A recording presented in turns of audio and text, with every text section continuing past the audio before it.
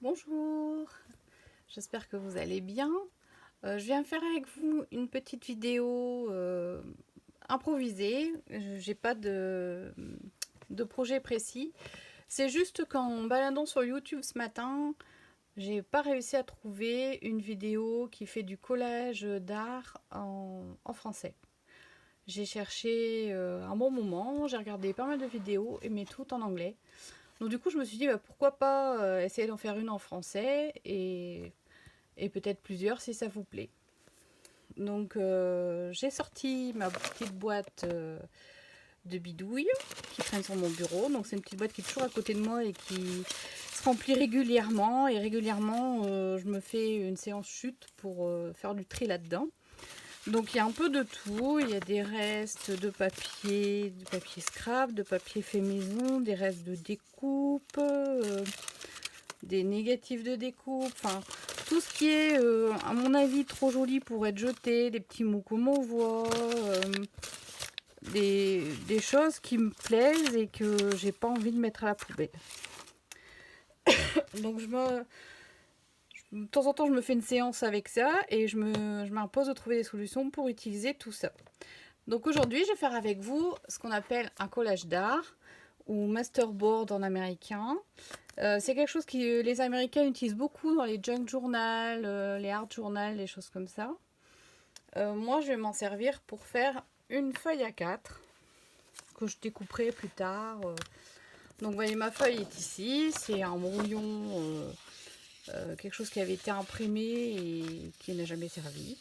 Donc, c'est une feuille A4 assez épaisse.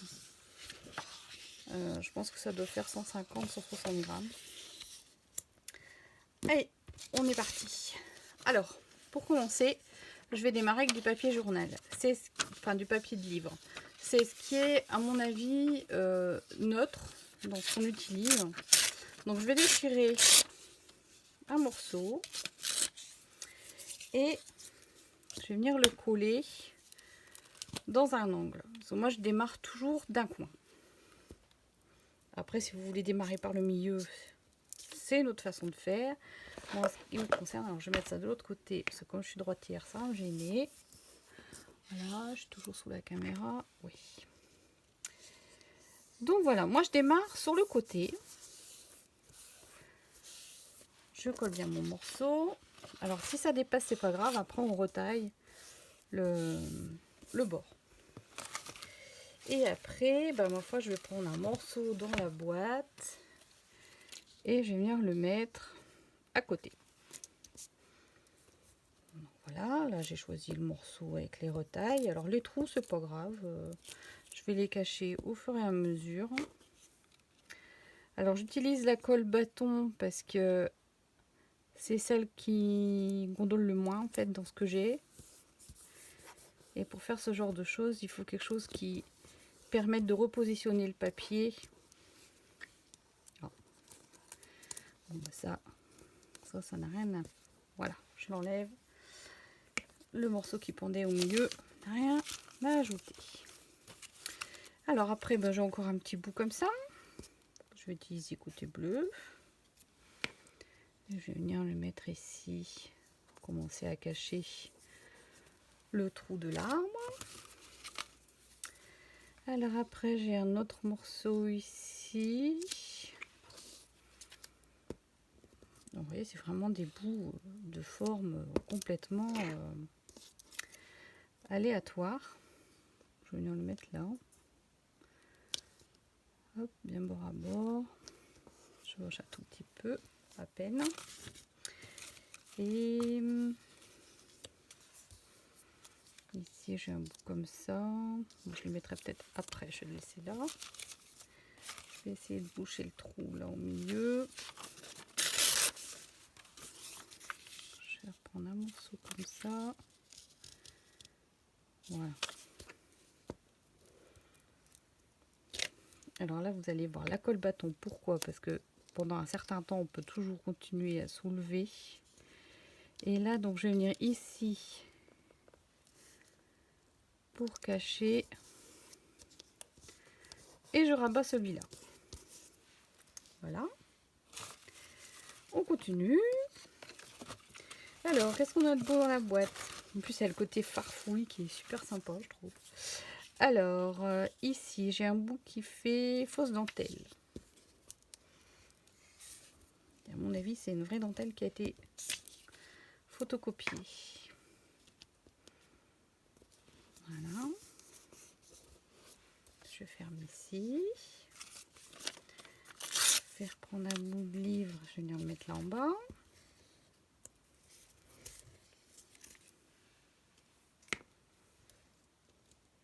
Hop. Alors moi je me sers de ces collages, je fais des fonds d'ATC, des fonds de Kiss, des choses très variées et diverses avec ça. Ça peut être utilisé de plein de façons possibles.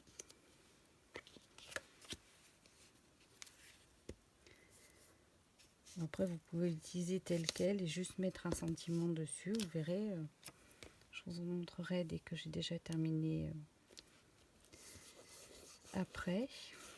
En fait je fais ça depuis un petit moment quand ma boîte est pleine. Et c'est aussi très relaxant. Ça a un côté lâcher prise qui est vraiment appréciable. On se pose pas de questions. On a le plaisir de retrouver des petits bouts de papier, de choses qu'on a fait il y a un petit moment déjà et qu'on avait presque oublié.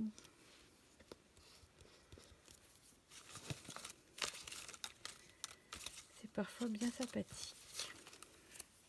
Alors j'ai plein de petits morceaux, vous voyez.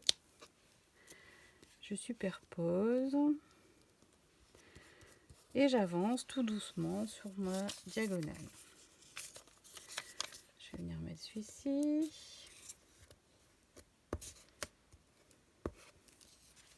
Je crois que je vais me retrouver à la fin du tube de colle. Plus vite que prévu. Voilà. Après, joli morceau ici. Le plus dur c'est de choisir de quel côté l'utiliser. On verra après. Alors ici un morceau avec des insectes. Ça peut être sympa aussi. Je vais remettre un bout de livre là sur le côté. Mais cette fois-ci un morceau avec un dessin. Bon, j'arrive à la fin de mon tube. Je vais en prendre un autre.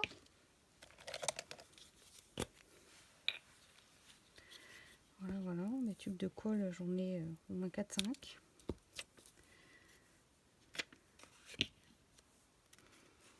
Voilà.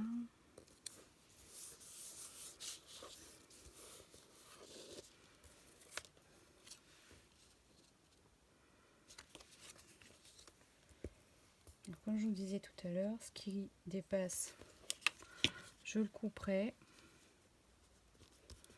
Donc là, je vais me mettre ici en dessous et ce qui est en trop, hop, j'attrape les ciseaux. Hop, je l'enlève et je peux le réutiliser ailleurs.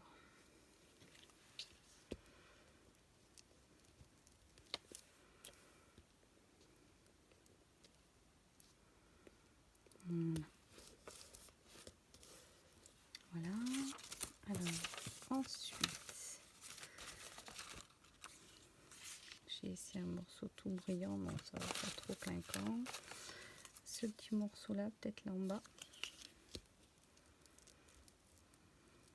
Alors, ce qui est marrant aussi dans ce genre de projet, c'est que les matières sont différentes. Celui-ci est quand même assez épais et lisse. Là, j'ai quelque chose d'un petit peu à paillettes, on va dire.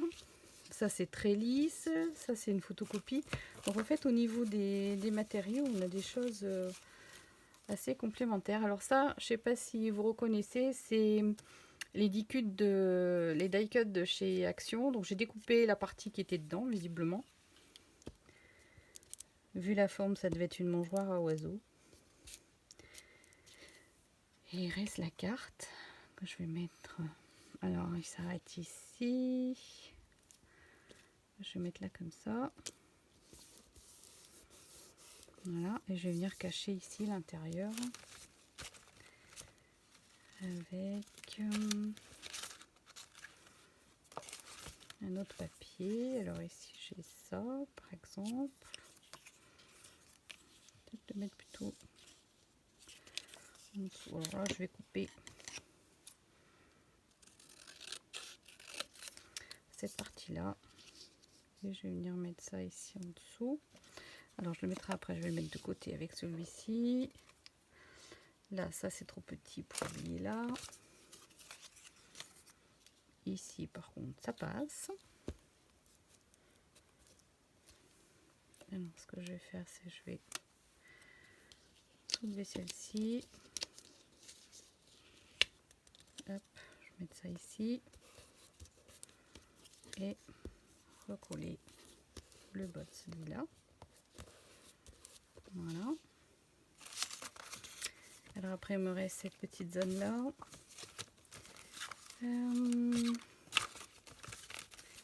Alors,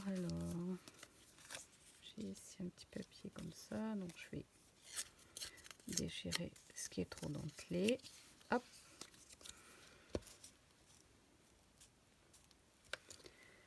Je vais le mettre ici au milieu. Non, je vais rester sur ma première idée. Mettre là. Hop, je suis pas contre le bord. Hop. Voilà. Après, on a ici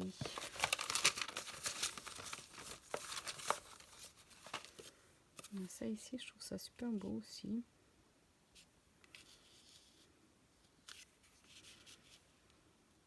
Alors, si je le mets là comme ça, ça va pas.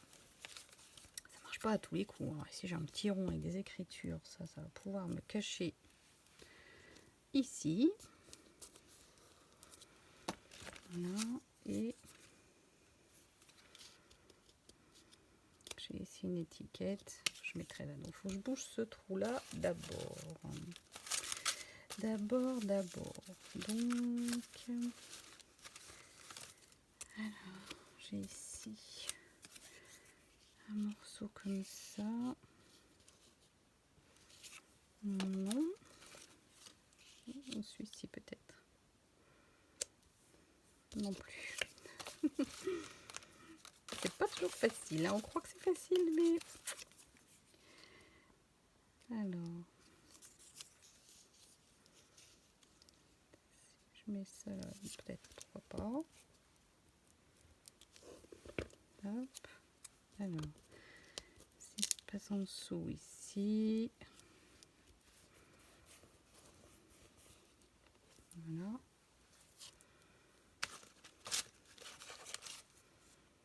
Alors, Merry Christmas, non, peut-être pas. Alors, j'ai ici un petit bout tout en longueur. Il n'est pas assez large pour cacher. Peut-être celui-là sera plus large. Si je mets celui-là et celui-là. Oui, ça va cacher. Hop.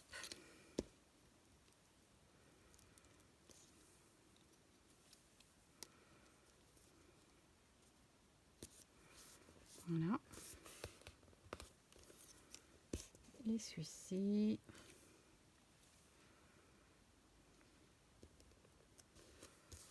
Voilà. Et il me reste cette partie-là.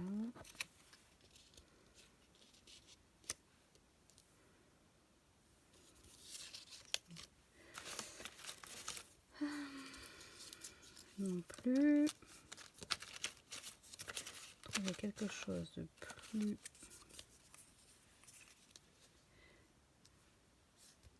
Là, au niveau couleur, ça rappelle un peu ça. Ouais. On va essayer.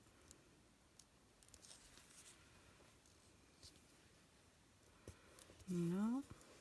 Donc là, il me reste ici un petit arrondi.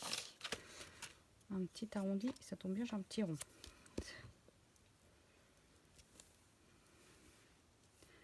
Hop.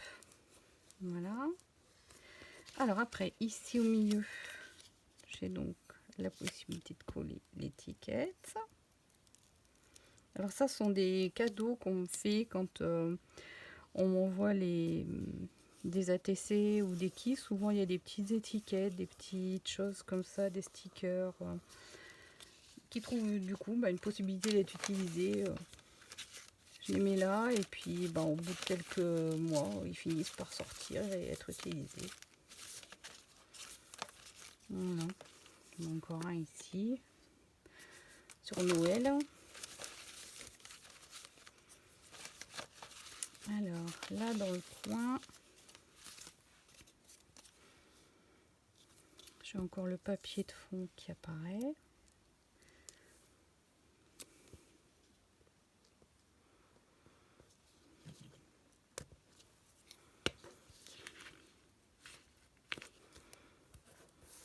Voilà. Je vais mettre là. Et vous avez beau préparer les morceaux de papier avant, le résultat c'est pas du tout ce qui était prévu, c'est toujours pareil. C'est ce que je trouve super sympa en fait. C'est ce côté spontané et comment dire, imprévisible en fait de ce genre de réalisation. Alors je cherche quelque chose à mettre là ici.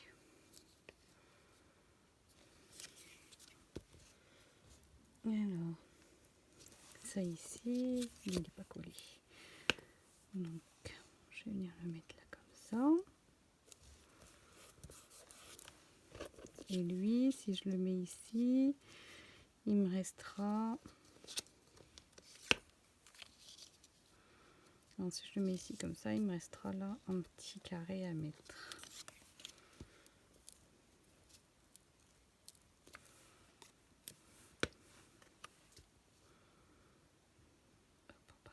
Pas le mettre en pleine figure au personnage. Hop, donc ici j'ai encore un petit trou. Et donc une toute petite pause. Un petit bout de quelque chose. On va trouver un petit bout de quelque chose. Alors, ah, j'ai une feuille ici. Hop.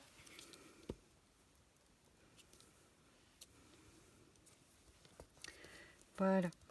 Donc là, mes trous sont comblés. On est d'accord qu'il ne reste plus de traces du fond. Alors, je vais couper ça.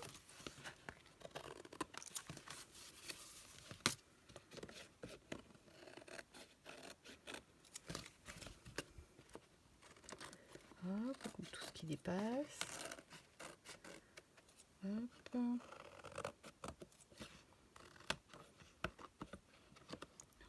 Certains papiers que j'ai eu l'impression de coller droit sont pas droits. Alors ce petit bout là, je le remets dans la boîte pour une autre fois.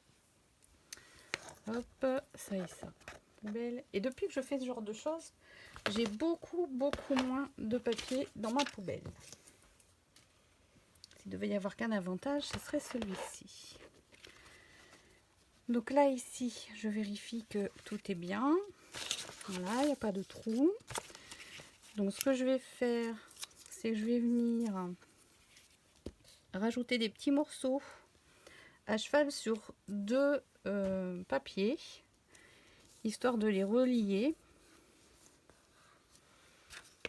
pour dire de donner plus d'uniformité à ma création.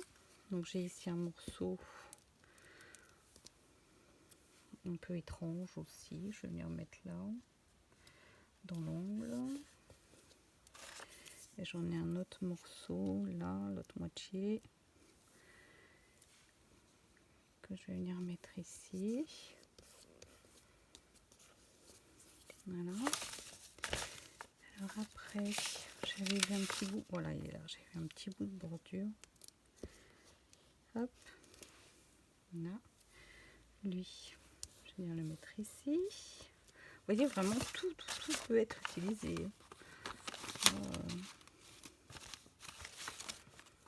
J'ai ici un petit nœud.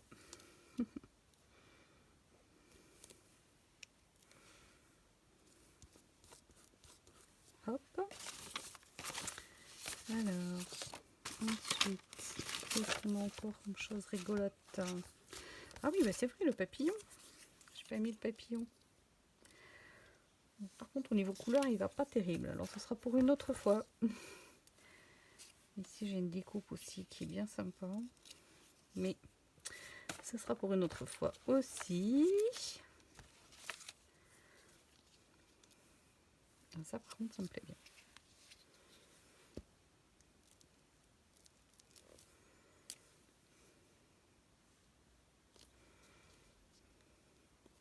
Voilà.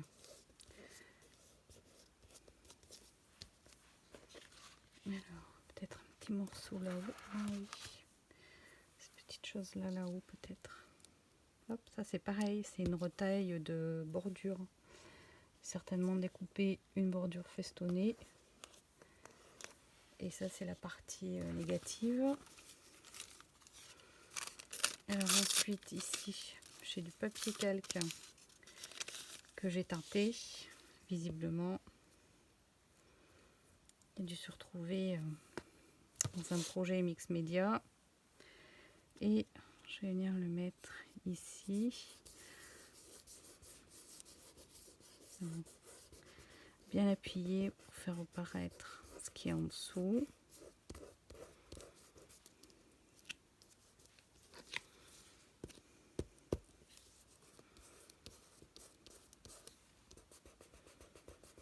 Voilà. Et puis il m'a l'air pas mal. Plus grand chose à ajouter là. On va vraiment tomber sur quelque chose d'extraordinaire.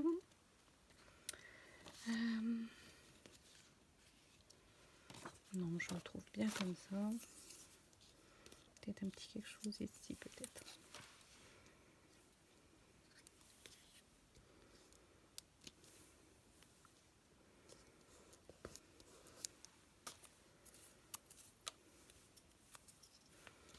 Voilà.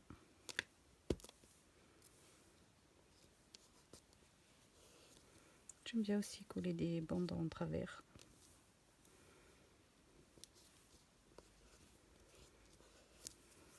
Voilà, bah, je vais arrêter là. Il me plaît bien.